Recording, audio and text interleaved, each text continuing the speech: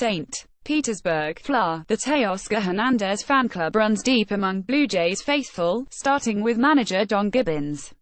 And the more the sweet swinging outfielder plays, the more he shows signs of being a mature big league hitter.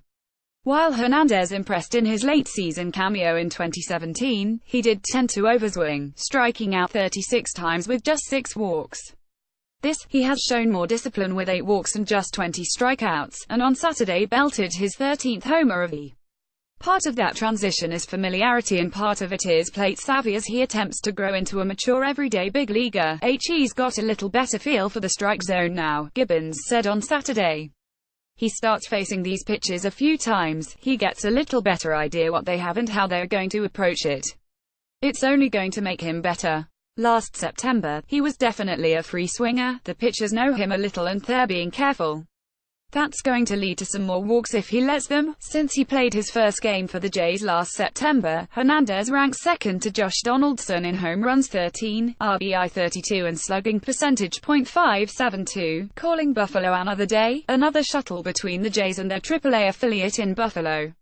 With Curtis Granderson nursing a tender hamstring which isn't expected to be serious, top outfield prospect Anthony Alford was summoned from Western New York and made it to Tropicana Field less than 2 hours before first pitch. Alford, who is listed by MLB Pipeline as the Jays' number 3 prospect, isn't expected to be with the team for long as the priority is to continue his development in Buffalo. Right now we're getting players here that we need, you don't want them to be here sitting around, Gibbons said.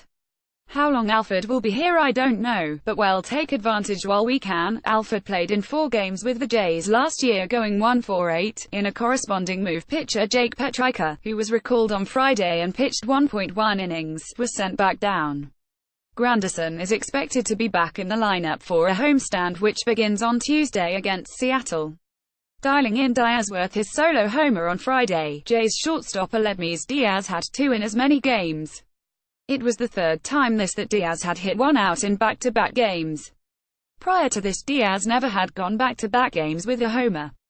Overall, Gibbons has been impressed with the production of Diaz, who has made the absence of veteran Troy Tulowitzki less painful. He's got more power than I thought he did, Gibbons said.